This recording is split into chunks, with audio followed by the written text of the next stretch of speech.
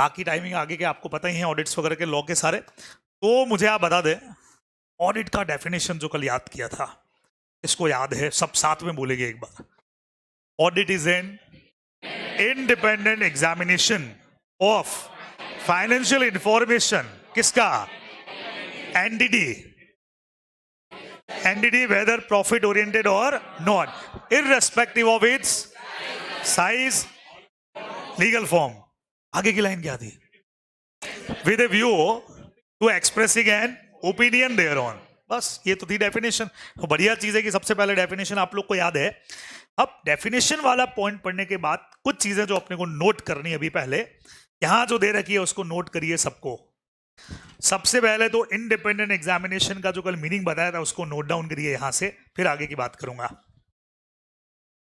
हाँ जी, डेफिनेशन का एनालिसिस पहली लाइन नोट करेंगे, इंडिपेंडेंट एग्जामिनेशन। इंडिपेंडेंट एग्जामिनेशन यहां से नोट करिएगा। Audit by independent person, audit by independent person who has no interest in entity. Audit by independent person who has no interest in entity. ठीक है, definition note करेंगे आप लोग। Audit by independent person. First chapter चालू करने से पहले कुछ ऑडिट की इंपॉर्टेंट टर्म्स और कुछ बेसिक्स हैं, वो हमको पढ़ना बहुत जरूरी है। उसके बगैर पूरा ऑडिट जो है वो कभी समझ में नहीं आएगा। तो audit by independent person who has no interest in the entity, it requires that he should not act, it requires that he should not act under any influence. It requires that he should not act under any influence. ठीक है, independent person हो गया। अब एक question इसने बहुत बढ़िया मुझसे कल पूछा था कि सर इसका मतलब कंपनी का जो शेयर होल्डर पर्सन है वो भी कंपनी का ऑडिट नहीं कर पाएगा? नहीं कर पाएगा, है ना बच्चे लोगों। कंपनी ऑडिट पहले एक टॉपिक है अपना, इसका नाम ही क्या है? Company audit. ठीक है, सेक्शन काम करते हैं 139 से 148।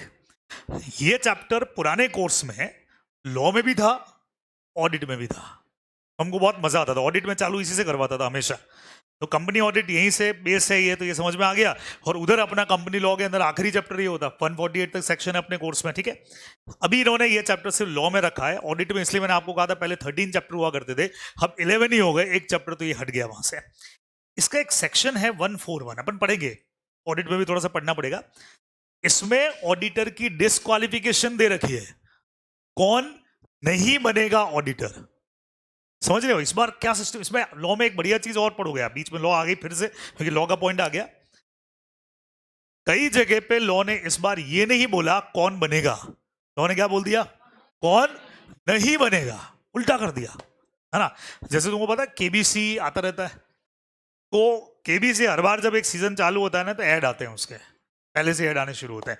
तो एक टाइम पे एक ऐड था जिसमें एक लड़का होता है, वो एक लड़की को शादी के लिए प्रपोज करता है, लड़की मना कर देती है, ये भाग जा तेरे पास पैसा नहीं है। फिर दूसरी लड़की को प्रपोज करता है, वो भी मना कर देती है। तीसरी को प्रपोज करता है, 3 लड़कियां मना करती है, रीजन एक ही देती है, तू करका है, तेरे पास पैसे नहीं है, ठीक है, तेरे हाथ में पैसे की लकीर नहीं है। फिर लकीली केबीसी में भाई साहब का सिलेक्शन हो जाता है, केबीसी में पहुंचते हैं, वहां जाके 5 करोड़ जीत लेते हैं। जीतने के बाद अमिताभ बच्चन हॉट सीट पे होते हैं, उनसे पूछते हैं कि आप इन 5 लाख रुपए का, 5 करोड़ रुपए का क्या करेंगे? तो शादी करूंगा। शादी करेंगे? शादी करूंगा। तो कोई आपने लड़की देख रखी है, किससे करेंगे? उसका एक डायलॉग बहुत जोरदार है, ये तो नहीं पता किससे करूंगा, लेकिन ये जरूर पता है किससे नहीं करूंगा। और फिर वो टीवी में उन तीनों लड़कियों की शक्ल दिखाते हैं, वो शो देख रही हैं, अरे ये तो पैसे वाला निकल गया, पहले हाँ क्यों नहीं किया हमने। ठीक है, तो लॉ ने अपने मैक्सिमम प्रोविजन इस बार कैसे बनाया है? कौन करेगा ये नहीं, कौन नहीं बनेगा, डिबेंचर ट्रस्टी कौन नहीं बनेगा, ऑडिटर कौन नहीं बनेगा। तो 141 में आपको सेक्शन का नाम ही यही है, डिस्क्वालिफिकेशन ऑफ ऑडिटर। उसमें ये पॉइंट सारा दे रखा है, कंपनी का शेयर होल्डर, कंपनी का डेटर, कंपनी का creditor. If you are chartered accountant, लेकिन आप कंपनी के शेयर होल्डर हो, आप ऑडिट नहीं कर सकते। इसीलिए कल मैंने मितेश सर वाला एग्जांपल आपको दिया था कि भैया वो एक्सेल का ऑडिट क्यों नहीं कर सकते हैं। तो तुमको डायरेक्टली तो समझ में आगे की गया था कि सर वो कैसे करेंगे, सर वो तो खुद कंपनी के अगर डायरेक्टर हैं और वही अगर ऑडिट करेंगे तो फिर लोग भरोसा कैसे करेंगे, है ना, उनका तो इंटरेस्ट हो गया। तो लॉ भी वहां से मना कर देगा कि if you are director of company, if you are shareholder of company, तो भाई तुम भले ही सीईओ हो लेकिन इस कंपनी का ऑडिट तुम नहीं कर पाओगे। ये आपका पहला पॉइंट है इंडिपेंडेंट का। 141 में पढ़ाऊंगा, बहुत कुछ चीजें हैं। सर पहले शेयर होल्डर हो, अब नहीं हो, अपने को आज से मतलब है। आज नहीं हो तुम शेयर होल्डर तो तुम ऑडिट कर पाओगे। ये बता देता हूं छोटा सा भी। फाइनेंशियल इंफॉर्मेशन का डेफिनेशन नोट करो, ये सेक्शन बहुत वाइड है, वो उसमें घुस गया तो यही रह जाएगा अपना मैटर आज का। फाइनेंशियल इंफॉर्मेशन लिखिएगा। फाइनेंशियल इंफॉर्मेशन का मीनिंग लिखना वहां से, financial statement which provides financial statement which provides financial information of entity, financial statement which provides financial information of entity and which is useful for users, and which is useful for users, useful for users। फिर ये जो definition एक दे रखी है छोटी सी, इसको भी वहीं पे नोट कर लो। अकॉर्डिंग सेक्शन 240 2 क्लॉज 40 है ना, according section 2 clause 40 of companies act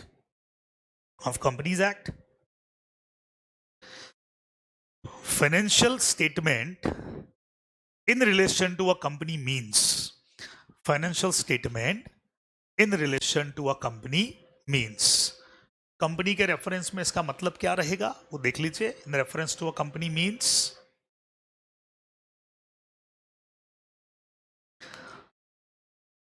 पहले नंबर पे बैलेंस शीट, सेकंड नंबर पे प्रॉफिट एंड लॉस और इनकम एंड एक्सपेंडिचर। अब तुमको पता है दोनों कहां यूज होते हैं, प्रॉफिटेबल एंटिटी है तो प्रॉफिट एंड लॉस, और एनपीओ हुआ तो इनकम एंड एक्सपेंडिचर, है ना, इनकम एंड एक्सपेंडिचर। तीसरे नंबर पे कैश फ्लो, चौथे नंबर पे explanatory notes, notes to accounts, notes to accounts पे आप लिख सकते हो। ठीक है, देखिए ऑडिट में लॉ के कंपैरिजन में ज्यादा लिखवाऊंगा भी और लिखना भी पड़ेगा अगर ऑडिट में नंबर चाहिए तो लॉ में तो नंबर आ जाएंगे, लॉ में दिक्कत नहीं आती। उसका रीजन है प्रोविजंस होते हैं। एक बार प्रोविजन अगर दिमाग में सेट हुआ तो अब तुम पढ़ के भी आए हो, तुमको पता है कि लॉ में प्रेजेंटेशन कैसे होती है, प्रैक्टिस ही करनी रहेगी। लेकिन ऑडिट आप पहली बार पढ़ेंगे और ऑडिट का सारा खेल ही प्रेजेंटेशन का टोटल है, याद भी करना पड़ता है और चीजों को लिखना पड़ता है। तो मेरा 90% ट्राई, बाकी तो अब 10% आप पे भी डिपेंड करेगा कि आप क्या चाह रहे हो। 90% मेरा ये ट्राई रहेगा कि हम लोग क्लास के अंदर रिटर्न फॉर्म के अंदर साथ साथ काम करते जाएं, है ना, जिससे आपकी डबल तैयारी हो जाएगी। पढ़ना भी है, बुक्स भी है, लेकिन एक बार रिटर्न में साथ साथ लिख लोगे तो आपको वहां लिखने में या जो टेस्ट हम लोग लेंगे उसमें लिखने में कोई प्रॉब्लम किसी तरह की फिर आएगी नहीं। ठीक है, अच्छा फिर एंटिटी का डेफिनेशन डालो। एंटिटी यहां तक कल अपने पढ़ लिया था, तो एंटिटी मतलब क्या होता है वो भी लिख दो। Entity means number 1 weather profit oriented और नॉट फॉर प्रॉफिट, दोनों चलेंगे। Weather profit oriented not for profit.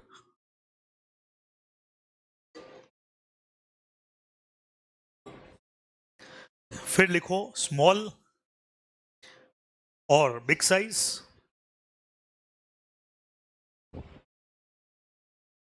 Small और big size. Small big medium भी कर सकते हो, इसमें स्मॉल मीडियम बिग तीनों कर देना चाहिए वैसे तो। और तीसरे पे लिखो एनी लीगल फॉर्म, कोई भी लीगल फॉर्म हो सकता है, लाइक इंडिविजुअल हो, फर्म हो, कंपनी हो, कोई ट्रस्ट हो, individual, firm, company, trust etcetera, HUF वगैरह भी हो सकते हैं, सब कुछ आएंगे इसके अंदर, ठीक है। अब एक चीज और नोट कर लो जो आप समझनी है अपने को, ओपिनियन। अपन ने कहा था इस पे ओपिनियन देनी पड़ेगी। ओपिनियन आपको ये देनी है, true and fair view of financial statement. बस ये एक लाइन नोट कर लो पहले, true and fair view of financial statement, true and fair view of financial statement means उस एंटिटी के फाइनेंशियल स्टेटमेंट को एग्जामिन करके हमको उस पर एक ओपिनियन देना है, और हमारा ओपिनियन क्या होगा कि financial statement are giving true and fair view और नॉट। अब सबसे बढ़िया चीज देखना, मैंने आपको कल भी एक चीज बोली थी, हम गारंटी नहीं ले सकते हैं, गारंटी तो नहीं लेंगे, उसके रीजंस बताऊंगा। एक बहुत जबरदस्त टॉपिक आएगा, inherent limitations of audit, first chapter में ही है। What is the meaning of inherent? Inbuilt. Limitations का मतलब सम रेस्ट्रिक्शंस। तो ऑडिट में अपने आप में कुछ इनहेरेंट लिमिटेशंस है, इनबिल्ट ही है। इनबिल्ट का मतलब अपन चाह के भी उसको दूर नहीं कर सकते, चाह के भी यार नहीं हो सकती, हर इंसान में भी होती है कुछ चीजें, कुछ आदतें होती हैं जो आप चाह के भी दूर नहीं कर सकते, है ना। जैसे मैं पढ़ाता हूं तो मेरे हाथ बहुत चलते हैं, मैं चाह के भी उसको अब दूर नहीं कर सकता। मैं सोचूं मैं एकदम ऐसे पढ़ा दूं। देखो भाई, ऑडिट के अंदर हम क्या पढ़ने जा रहे हैं, फाइनेंशियल स्टेटमेंट, इनबिल्ट बोले नहीं जाएगा मेरे से तो, ठीक है। मेरे को कई लोग कई बार बोलते भी हैं, वो ऑनलाइन जो लोग पढ़ते हैं ना, तो उनके पेरेंट्स कई बार मिलने आते हैं, वो एक सर है ना जिनके हाथ बहुत हिलते हैं, यही है वो सर, ये रहे भाई, हाँ आपको हमने देखा है, पढ़ाते हुए देखा है। तो अब है तो है भाई, आदत है, तो सबका अपना एक तरीका होता है, सबका अपना एक इनबिल्ट चीज है जिसको चेंज नहीं कर सकते। तो ऑडिट में भी कुछ ऐसी लिमिटेशंस है जिनको हम चाह के भी चेंज दूर ही नहीं कर सकते, उस वजह से हम 100% एश्योरेंस दे नहीं सकते। जिनमें से एक छोटा सा पॉइंट जो तुमको पता है पहले से, हमारे फाइनेंशियल स्टेटमेंट का खुद का नेचर ही ऐसा है। कैसे? पहला एग्जाम्पल, प्रोविजन फॉर बैड डेप्ट, 100% एश्योरेंस दे सकते हो क्या उसमें? एस्टिमेशन पे। तुम लोग जो डेप्रिसिएशन लगाते हो, एस्टिमेटेड है भैया, कहां सही है वो, तो एस्टिमेटेड है। तो जब चीजें ही तुम्हारे फाइनेंशियल स्टेटमेंट में एस्टिमेटेड है, तो हमसे कैसे 100% गारंटी ले सकते हो कि सब कुछ सही होगा? ऐसी और भी बहुत सारी चीजें हैं। फिलहाल ट्रू एंड फेयर व्यू पे अपन लोग बात कर रहे थे, तो एक छोटी सी डेफिनेशन और लिख लें, फिर समझाता हूं, या नेक्स्ट क्लास में समझाऊंगा, अभी सिर्फ नोट कर लें। चलो, ट्रू एंड फेयर का डेफिनेशन बस यहां से ये इतना सा आपको नोट करना है, लिखिएगा। ट्रू एंड फेयर, नीचे हेडिंग डाल दो, true and fair.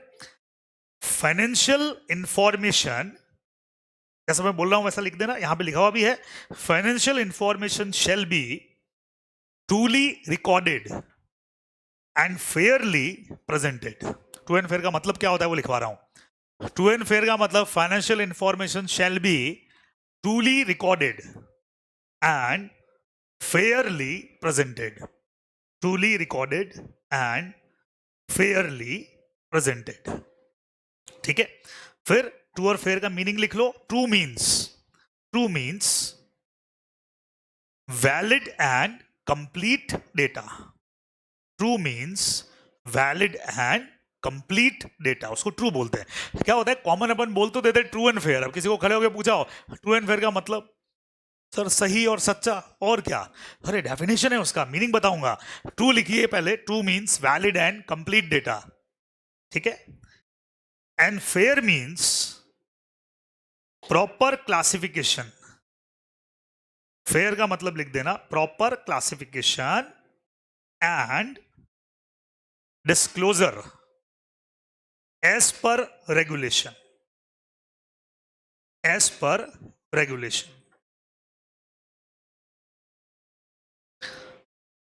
Fair means proper classification and disclosure as per regulation.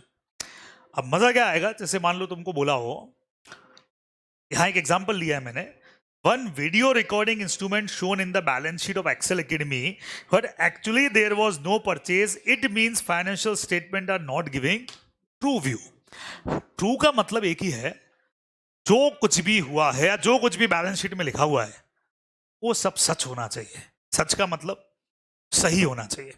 जैसे हमने लिख दिया कि भाई वीडियो रिकॉर्डिंग कैमरा है, लेकिन एक्चुअल के अंदर है ही नहीं। तुमको चेक करने का तरीका कल बताया था, इसलिए ऑडिटर आके क्या करता है, फिजिकली वेरीफाई करेगा, बिल चेक करेगा, डेट चेक करेगा, वो सारा। तो ट्रू का मतलब क्या हो गया? जो ट्रांजैक्शन हुआ है वो लिखा है, और जो लिखा है वो हुआ है। आप ही सुनो मैंने क्या बोला? जो ट्रांजैक्शन हुआ है सच में वो आपने लिखा है, और जो लिखा हुआ है वहां पे वो सच में हुआ है। दोनों में से एक भी चीज फर्जी नहीं होनी चाहिए। हुआ तो है लेकिन तुमने लिखा नहीं, लिखा हुआ तो है लेकिन एक्चुअल के अंदर हुआ ही नहीं, तो हम बोलेंगे वहां पे चीजें ट्रू नहीं है। तो सर फेयर का मतलब क्या होता है? कई बार ट्रूली रिकॉर्डेड तो हो सकता है लेकिन फेयरली प्रेजेंटेड नहीं। और इसका सबसे सिंपल एग्जांपल दूं तुमको सबको आता है। एक मशीनरी परचेस की मैंने 1 करोड़ की, उसका इंस्टॉलेशन पे लगाया 10,000 रुपया। कहाँ आना चाहिए? मशीन का कॉस्ट के अंदर ही आना चाहिए। हमने क्या किया, वो 10,000 डाल दिया P&L के डेबिट साइड में। अब सुनना, बोला क्या जाएगा? Truly recorded but not Fairlie presented. बात समझ में आई? सच तो बोला तुमने, सच में 10,000 का खर्चा किया वो तुमने लिखा तो है, लेकिन खाली ट्रू लिखा है, फेयर नहीं है। फेयर गाय को नहीं है? तुमने क्लासिफिकेशन के रूल्स को फॉलो नहीं किया। तुम सबको बताए मशीनरी का इंस्टॉलेशन का खर्चा मशीनरी का कॉस्ट में ऐड होता है, और तुमने उसको कहां लिख दिया? P&L में लिख दिया। तो ट्रूली रिकॉर्ड तो तुमको ऑडिट काय को, सॉरी अकाउंट्स काय को पढ़ा रहे हैं? तुम्हारे कोर्स में अकाउंट्स या एएस वगैरह है ही तो इसीलिए है कि तुम जाके उसको बोल सको, ए भाई अकाउंटेंट क्या किया रे भैया, सर वो खर्चा हुआ था मशीन को इंस्टॉल करने का। तो भाई हम पढ़ के आए, चार्टेड अकाउंटेंट है, इसीलिए तेरे को समझा रही है कहाँ ऐड करना है तुझे, मशीन का कॉस्ट में। अगर सर क्या फर्क पड़ता है P&L में? कैसे फर्क नहीं पड़ता भाई, अकाउंटिंग के रूल्स हमारे गलत हो जाएंगे, है ना? तो 1 video recording instrument purchase at Excel Academy, और पूरा का पूरा अमाउंट ही आपने P&L के अंदर डाल दिया मान लो, तो सही किया गया? बैलेंस शीट में जाना चाहिए, तुम लोग जानते हो वीडियो रिकॉर्डिंग। या जो मैंने एग्जांपल दिया मशीनरी के इंस्टॉलेशन का, तो ट्रूली का मतलब जो ट्रांजैक्शन हुआ है वो लिखा है, और जो लिखा हुआ है वो सच में हुआ भी है। और फेयरली का मतलब प्रॉपर क्लासिफिकेशन होना चाहिए था। P&L का आइटम P&L में, ट्रेडिंग का ट्रेडिंग में, बैलेंस शीट का बैलेंस शीट में। वहां पे भी अगर आप गलती कर रहे हैं तो हम बोलेंगे financial statement are give true view but not fair view. जबकि ऑडिट में हमको चाहिए क्या? ट्रू एंड फेयर, बोथ होना चाहिए। ये दोनों के अंदर बेसिक अपना डिफरेंस है, ठीक है? इतना आज के लिए आप करो। नेक्स्ट में फिर ऑडिटर क्या होगा, कुछ इतना पोर्शन अपने को पहले एलिमेंट्स तैयार करने पड़ेंगे। 15 डेफिनेशंस है मेरे पास में, बेसिक तैयार होगा फिर आगे बात करेंगे। इतना आज के लिए करिए।